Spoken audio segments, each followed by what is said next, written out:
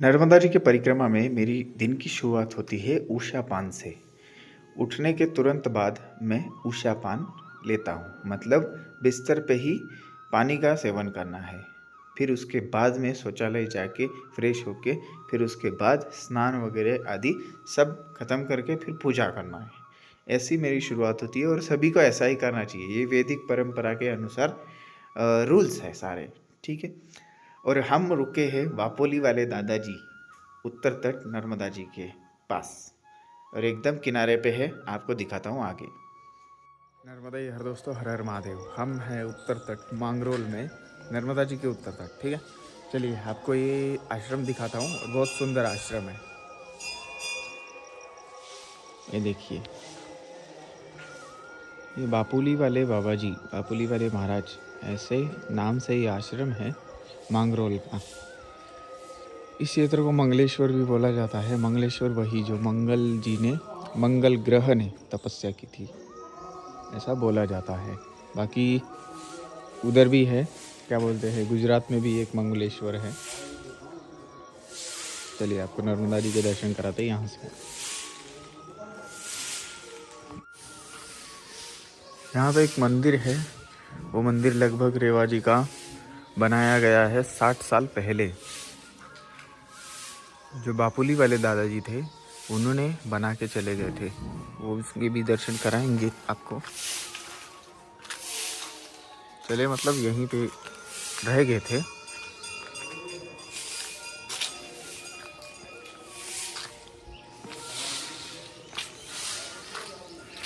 चलिए आपको घाट के दर्शन कराते हैं। बहुत ही सुंदर घाट और बहुत सुंदर दर्शन है। माता जी के दर्शन भी हो जाएंगे आपको। और ये यज्ञशाला कैसा लग रहा है? यहाँ पे सब शांत होता है दोपहर के समय, शाम के समय भी। सुबह सुबह सो थोड़ा सा इधर उधर के आवाज़ें आती है।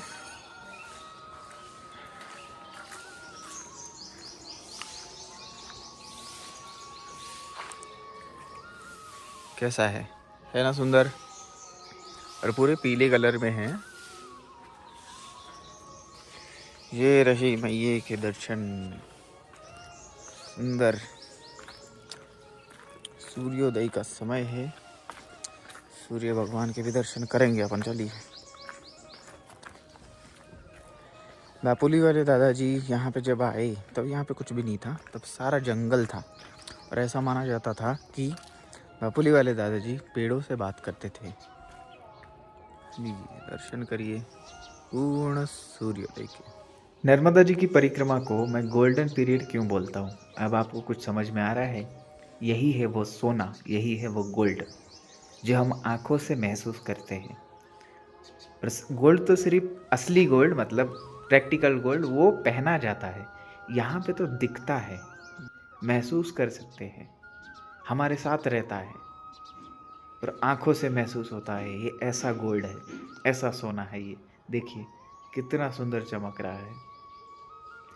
ये महसूस करना बहुत, मेरे लिए बहुत मायने रखता है। और धन्यवाद भगवान का कि ये महसूस कर सका और उसने ये मुझे जीवन दिया और उस जीवन में माँ नर्मदा जी से मिलाया। चलिए आगे बढ़ते हैं हम, और आपका दर्शन हो चुका है नर्मदा जी का। चलिए अब चलते हैं, तैयारी करते हैं अपन निकलने की।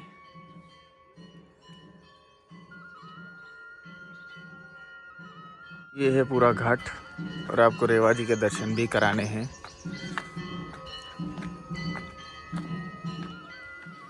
चाय दी गई है, चाय पियेंगे और आगे बढ़ेंगे। ये देखिए, ये हॉल है परिक्रमावासी के लिए। वैसे परिक्रमावासी कहीं भी रुक सकते हैं, बाहर भी रुक सकते हैं, इधर भी रुक सकते हैं। कल मौसम ठंडा ठंडा ही था, इस वजह से मैं फैन के नीचे आराम से सो गया था, नहीं तो बाहर ही लगा था आसन। बाहर देखना है बाहर कैसे है।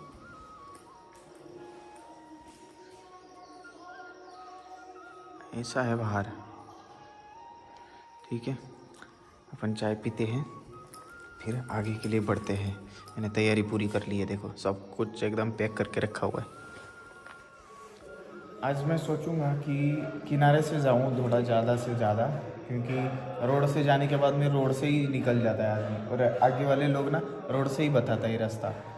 फिर दिक्कत होती है। किनारे से थोड़ी होती तो दिक्कत है, क्योंकि पानी पुनी लगाया होता है, खेती बाड़ी है अंदर से, और उनके प्लस कांटे के गेट लगे होते हैं, वो ज़्यादा दिक्कत है। वो निकालना फिर जाना, निकालना फिर जाना, ऐसा लगा रहता है। ठीक है, देखते हैं कैसा होता है, क्या होता है आज का दिन। कल का काफ़ी रोड से हुआ, बहुत कम किनारा था। चलिए ठीक है, चाय पीते हैं फिर आगे बढ़ते हैं।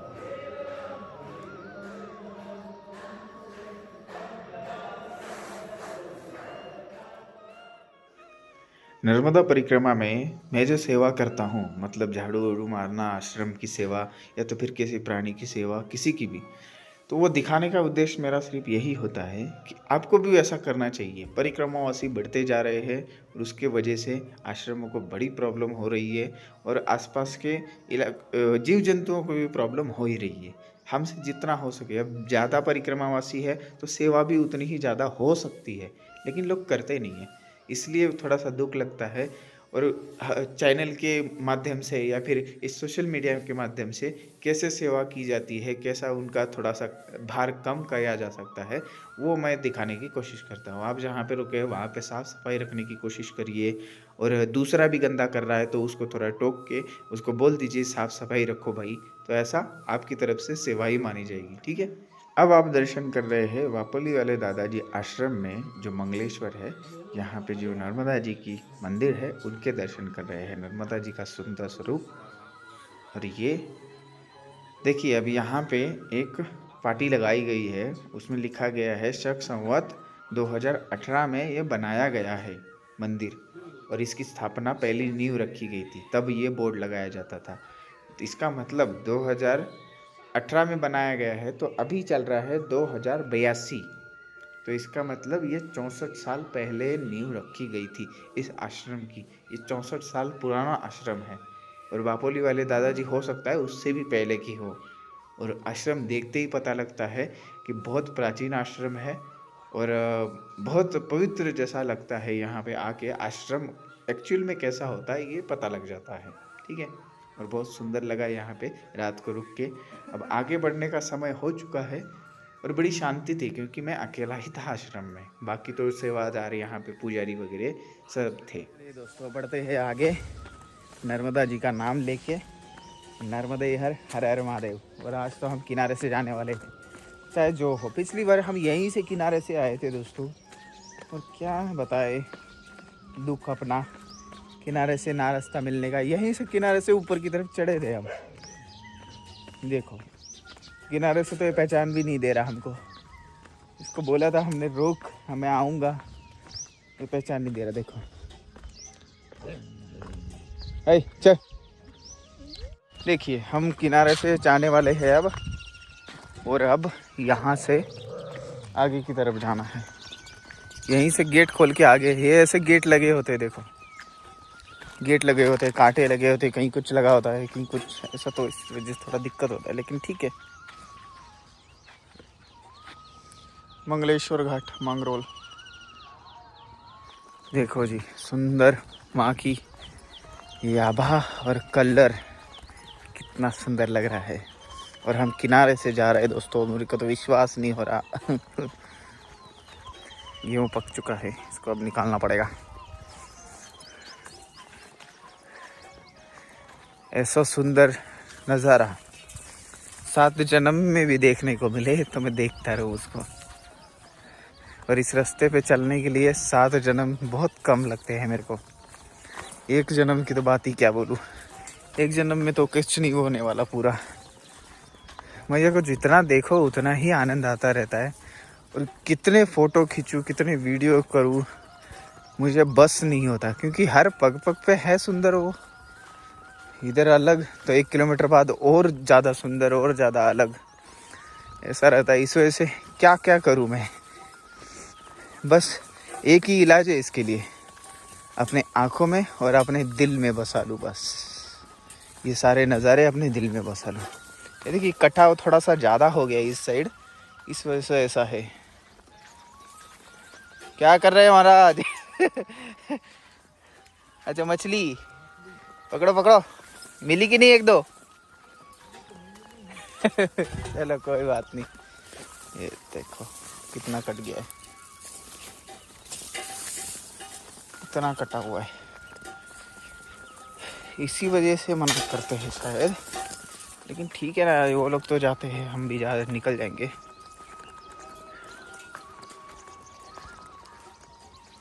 इधर से नीचे से हो लेंगे।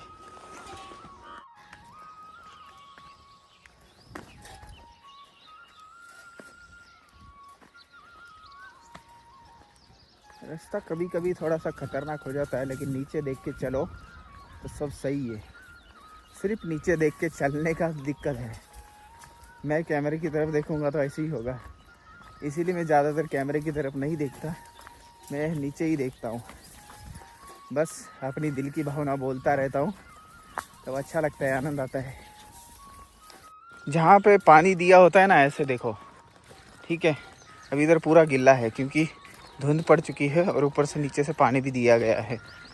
क्या है तो इधर से ऐसा रास्ता हो, ज़्यादा पंगे नहीं लेना, क्योंकि इधर से सड़क के जाएंगे डायरेक्ट मैया में ही जाएंगे, निकल जाएंगे।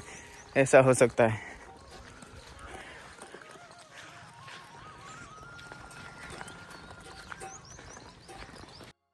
ये खेत ख़त्म हो चुका है, तभी ये हमें दीवार दिखी और मुझे याद आया एकदम से कि भाई इधर नरसिंह मंदिर था। तो इस दीवार की वजह से कवर हो चुका है वो। अब मेरे को जाना है नरसिंह मंदिर के दर्शन करने हैं। देखिए नरसिंह जी का मंदिर यहाँ पे बहुत साल पुराना है ये। और नरसिंह जी की भी एक अलग कथा है, आपको तो पता ही है। नरसिंह जी कौन थे? नरसिंह जी विष्णु जी का अवतार है। तो दर्शन करेंगे। प्राचीन मूर्ति है और प्राचीन मंदिर है। चलिए, ये देखिए यहाँ के पे पिलर्स है, पुराने मंदिर के पिलर्स हैं।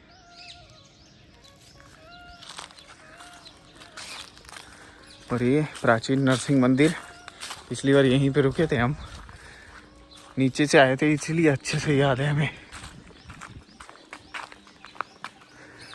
यह है नरसिंह मंदिर का परिसर। बड़ा ही सुंदर परिसर और शांत वातावरण है। सुबह का, हम सुबह सुबह पहुँचे हैं। पिछली बार यहाँ हम रात में रुके थे, इस बार हम वापोली वाले दादाजी आश्रम में रुके थे। वहाँ से चलते हुए ये थोड़ी ही दूरी पे 1 से 1.5 किलोमीटर पे नरसिंह महाराज का मंदिर है।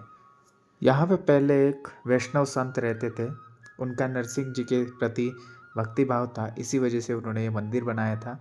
और मूर्ति तो बहुत पुरानी दिखती है, अष्टधातु में है शायद मूर्ति वो, इसीलिए ऐसी दिख रही है। और मूर्ति बहुत पुरानी होने की वजह से इस मंदिर का भी अंदाज़ा पुराना ही है। और मंदिर का परिसर बड़ा ही शांत और बड़ा ही भव्य है। मंदिर का परिसर बड़ा होने की वजह से यहाँ पे मैन पावर, सेवादारियों की बड़ी ज़रूरत पड़ती है, ऐसा हमें पता लगा। आप भी अगर आना चाहते हैं तो इस मंदिर जा सकते हैं, आ सकते हैं। ये मंगलेश्वर के पास में ही नरसिंह महाराज मंदिर है। गांव का नाम अभी बता नहीं पाऊँगा क्योंकि मैं भूल गया हूँ, लेकिन आपको इजीली पता लग जाएगा, मैप पे भी ये मंदिर है नरसिंह जी के नाम से। और बड़ा सुंदर परिसर, सीधा माई के दर्शन यहाँ से होते हैं। और हमें यहाँ पे बाल भोग दिया गया है, तो अब वो बाल भोग लेके हम आगे की तरफ बढ़ेंगे। बड़ा अच्छा लग रहा है। पिछली बार आई उसकी यादें भी आ रही है। यहाँ पे रुके थे हम, यहाँ पे एक इंदौर के मित्र मिले थे हमें, बड़े अच्छे लगे थे वो, और उनका कार्य भी अच्छा लगा था। तो यही इस बस यादें हैं, वही याद करके हम आगे चलते हैं। और यहाँ पे एक प्राचीन मंदिर हुआ करता था पहले, ऐसा अंदाज़ा है मेरे रिसर्च के द्वारा। और यहाँ पे कुछ नई चीज़ें बनाई गई है। दोस्तों, नरसिंह मंदिर से अलीगंज की तरफ चलते हैं। कहाँ से है अलीगंज का रास्ता? नरसिंह मंदिर में एक महात्मा ही थे, इतना बोलते बाप रे, इसलिए समय लग गया। और रही बात है, वो बोलते भी तो अच्छा नहीं है, पूरी वीडियो में उनका आवाज़ है, इसलिए मैंने साइलेंट कर दी है वीडियो। ठीक है, देखो नर्मदा जी के किनारे थोड़ा सा रास्ता मिलेगा हमें, फिर आगे जाके ऊपर चढ़ना है। और ऊपर से हमें अलीगंज में फिर से किनारा मिलने वाला है, वहाँ से हम किनारे ही आएंगे। किसी ने भी कुछ भी बोला, लेकिन इधर से थोड़ा सा क्या ढलान सी है, इस वजह से यहाँ से किनारे आगे से नहीं जा सकते। पुल दिख रहा है आपको, पुल से ऊपर चढ़ना है। लेकिन ठीक है, इतना तो मिला, इतना तो मिले। सुबह सुबह तो मैया के किनारे रहे हम कम से कम। मांगरोल में कल की रात्रि बहुत सुंदर बीती, क्योंकि ठंडा ठंडा था और एकांत बहुत अच्छा था। कोई डिस्टर्ब करने नहीं आया, कोई कुछ नहीं, ध्यान भी अच्छा लगा, बहुत सुंदर था। और आप ज़रूर आइए मांगरोल में, मंगलेश्वर बोलते हैं। अब इसमें थोड़ा सा विवादित है, कैसा है, मांगरोल है मांगरोल एक मांगरोल गुजरात में भी है, एक मांगरोल इधर भी है, और दोनों का स्टोरी एक ही जैसी है। इधर की भी एक ही बोलते हैं, हाँ। लेकिन देखिए, जो मांगरोल वो है गुजरात वाला, उधर क्या है, शिवलिंग प्रॉपर है, सब कुछ है। और रही बात, वो बहुत प्राचीन भी है। और दूसरी बात ये कि धनेश्वर के बाजू में मांगरोल, ऐसा उल्लेख है धनेश्वर के पास में ही, क्योंकि वो एक ही साथ घटी हुई घटना है, थोड़ी सी ज़्यादा लॉन्ग डिस्टेंस वाली नहीं है। और दूसरी बात, यहाँ पे शिवलिंग जैसा कुछ नहीं है, लेकिन यहाँ संतों की भूमि है, तपस्थली है, ये तो मैं मानता हूँ। तो इसलिए ये भी सिद्ध है, वो भी सिद्ध है। बस जो मंगल ग्रह की जो बात है, वो यहाँ पे थोड़ा मानना कठिन है। लेकिन नर्मदा जी के किनारे तो सारे ही सिद्ध है, तो फिर कोई दिक्कत नहीं है। ऐसी बात है जी, ऐसी रेत है, देखिए।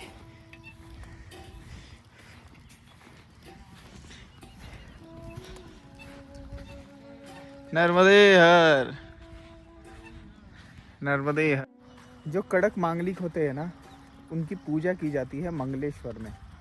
एक मंगलेश्वर है उज्जैन में, जो मंगलनाथ जी का स्थान माना जाता है, मतलब वहाँ पे जन्म हुआ था ऐसा माना जाता है पृथ्वी माता से। और दूसरा मंगलेश्वर मांगरोल, जो कि गुजरात में है, वहाँ पे जो कड़क मांगलिक है, उनके लिए रुद्राक्ष सिद्धि होती है मतलब करनी पड़ती है वहाँ के। अब वहाँ से करो ना करो मुझे नहीं पता, मैंने वैसा कुछ नहीं किया था। एक माता जी के बेटे को कड़क मंगल था, तो मैंने रुद्राक्ष सिद्ध करके उनको दिया था, तो काफ़ी प्रभाव पड़ा था। कड़क था तो फिर थोड़ा 100 में हो जाता है, ठीक है। तो फिर वो सिद्ध करके रुद्राक्ष अपन ने दिया था, तो वो किया था मैंने मांगरोल में, क्योंकि उधर ज़्यादा समय और भीड़ भाड़ नहीं होती इस वजह से। और एक होती है पूजा, होती है शायद 3 दिन की मंगलनाथ में, उज्जैन में, तो उधर बहुत बड़ा खर्चा आ जाता है, इसलिए ऐसा होता है। बाकी आप जहाँ सही लगे, कड़क मंगल जो है वो ऐसा कर सकते हैं, या तो फिर मंगलेश्वर मांगरोल से भी कर सकते हैं। रुद्राक्ष सिद्ध करके ले जाना है, और जो मांगलिक है उसको पहना देना है, या तो फिर उसको लेके भी आ सकते हैं, ऐसा कर सकते हैं। चलिए आगे बढ़ते हैं हम। ये देखिए इधर, अरे वाह, इतनी फैसिलिटी से लगाया हुआ है,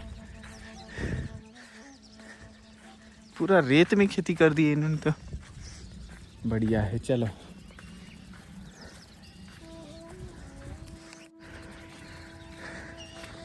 ये रेत ना क्या कर रही है, थोड़ा सा आगे जा रहा हूँ तो पीछे फिर से ढकेल रही है, लेकिन ठीक है, आनंद आ रहा है। ऊपर से मांगरोल का पुल है, और इधर मांगरोल का घाट है, घाट से ऊपर चढ़ जाना है हमें। ये रहा मांगरोल का घाट, घाट से ऊपर एक सुंदर मंदिर दिख रहा है। हम आए उधर से। सुबह का समय वेस्ट नहीं होना चाहिए, सुबह का समय थोड़ा वेस्ट हो गया ना, बड़ा दुख लगने लग गया आजकल, क्योंकि सुबह ही ठंडा ठंडा रहता है। और वो महात्मा क्या अजीब ही था बंदा, वो उसने थोड़ा सा समय बर्बाद कर दिया, लगभग 1 घंटा 45 मिनट बर्बाद कर दिए, जाने ही नहीं दे। और कुछ बोले तो अच्छी तो बात बोले, सब बकवास। चलो जाने दो। मांगरोल के घाट से ऊपर आते ही ये भाई साहब मिलेंगे चाय पिलाते हुए, इनकी ये दुकान है, देखिए।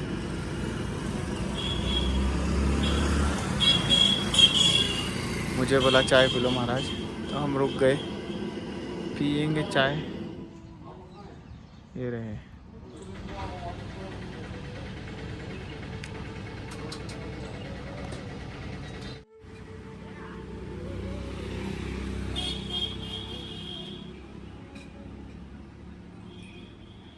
ये देखो इनकी ये जो हट्टी बनाई है दुकान वाली, ये 30 साल पहले की है। कमाल की बात है ना। जो सामने वाले मंदिर भी नहीं थे तब की ये हट्टी है, और मंदिर सब कुछ पक्का है, लेकिन इनकी हट्टी देखो वैसे की वैसे खड़ी है और कुछ नहीं, कोई दिक्कत। 30 साल पहले की, मतलब आपके पिताजी के समय की है ये। हाँ ये देखो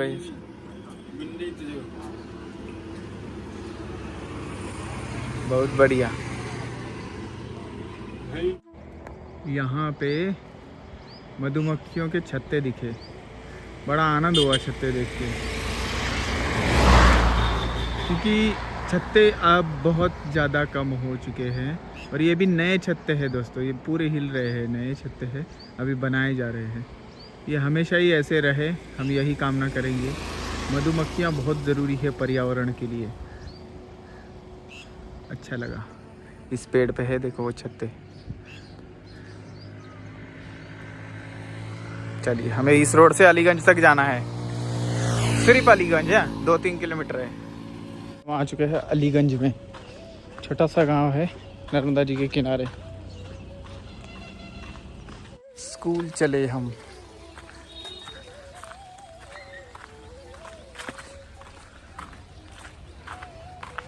अलीगंज का स्कूल।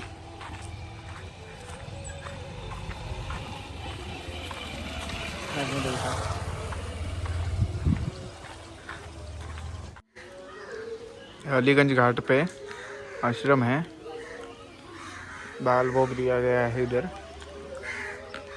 यहाँ पे मैया जी का दर्शन है, वो कराऊंगा आपको बाहर जाके। ये रहा अलीगंज का घाट। और एक यूनिक बात आपको बताता हूँ यहाँ की मतलब थोड़ी नई है चीज़ें। देखिए जल, देखिए आप कितना है, और जल इधर ज़्यादा नहीं है, ज़्यादा से ज़्यादा घुटने तक है, बस लास्ट तक घुटने तक, बहुत दूर तक घुटने तक है। कितने अंदर तक गए हैं लोग, फिर भी घुटने तक ही है जल। और अलीगंज से हम किनारे किनारे चल पड़े हैं। छोटी छोटी दुकानें हैं, मेला है शायद छोटा सा। यूनिक बात पता है क्या है, ये जो आपको जल दिख रहा है ना, वो उस साइड से हुआ करती थी धारा। ये पिछली बार आया था तब उस साइड से थी, अब इस साइड है। वो इसलिए ऐसा हुआ कि इस साइड से बहुत ज़्यादा रेती निकल गई, फिर वो जिस साइड से गहरा होगा उस साइड से वहाँ का धार इधर निकल जाएगी, तब ऐसा हुआ है इसलिए। पिछली बार आया था तो मैं सोच रहा था यार इस घाट पे तो बहुत उधर थी भैया, बीच में बहुत ऐसा रेत पार करके उधर जाना पड़ता था। अब इस साइड से एकदम ही मैया घाट पे ही आ गई। ऐसा कैसे हो गया? मेरे को पढ़ाई लिखाई में क्या आता है, भूगोल में, कि ऐसा अगर छेड़छाड़ नहीं करो तो धार बदलने के लिए बहुत सालों का समय लगता है, लेकिन इंसान हर चीज़ से छेड़छाड़ कर रहा है, इसलिए समय नहीं लग रहा, बहुत जल्दी विनाश हो रहा है। मैं आ रहा था और मैंने क्या देखा, देखो ये कहाँ पे सोए है। ये एक सोया है, अरे इधर एक सोया हुआ है। कितनी बढ़िया जगह मिली है इनको। चलिए बढ़िया, सो जाओ भाई, चलते हैं हम।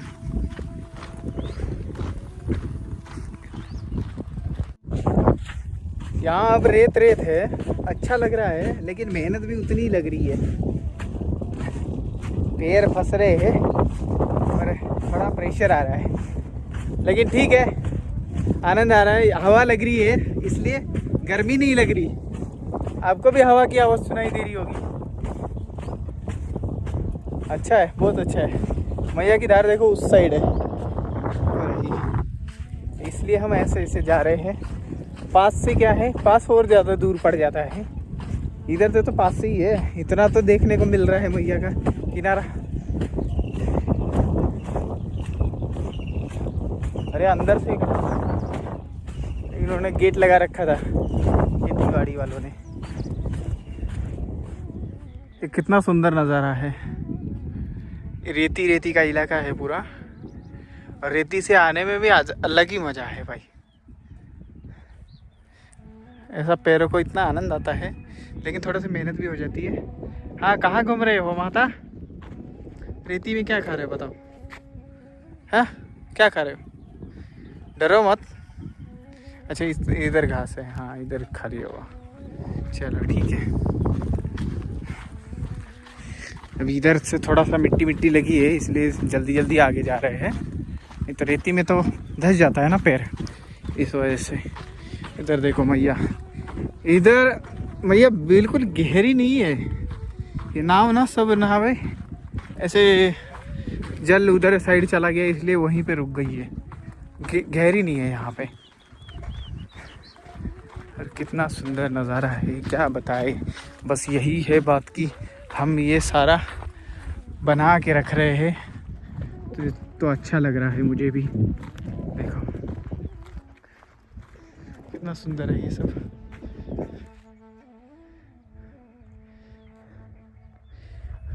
और मैं क्या है, मैं दक्षिण तट देखते आ रहा हूँ, देखना चाहता हूँ कि मैं उधर क्या रास्ते क्यों नहीं है और रास्ते है कि नहीं है। उधर साइड तो ज़्यादा रास्ता दिख रहा है मेरे को, इधर साइड भी है लेकिन भेजते नहीं है लोग। और उधर है हाँ, लेकिन उधर भी भेजते नहीं होंगे क्योंकि इधर परिक्रमावासी बहुत दूर से मैंने एक भी नहीं देखा उस साइड में। और इस साइड इस टाइम तो परिक्रमावासी उस साइड होना चाहिए, पता नहीं क्यों नहीं है, या शायद इधर से भेजता नहीं है या इधर से आते नहीं है। हम तो जा रहे हैं बस। मुझे भी परिक्रमावासी इस साइड नहीं मिलेगा क्योंकि इधर से नहीं आते अब कोई, सब रास्ते से भाग जाएंगे, भगा देंगे लोग उनको रास्ते से ही। और मैं हो चुका था परेशान, आज बड़ा आनंद आ रहा है।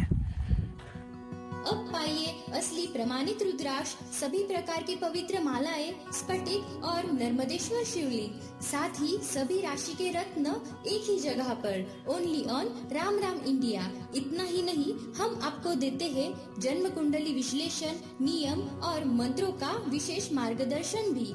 तो फिर देरी किस बात की, 8988651002 इस नंबर पर कॉल या मैसेज करके आज ही ऑर्डर करें। हर हर महादेव।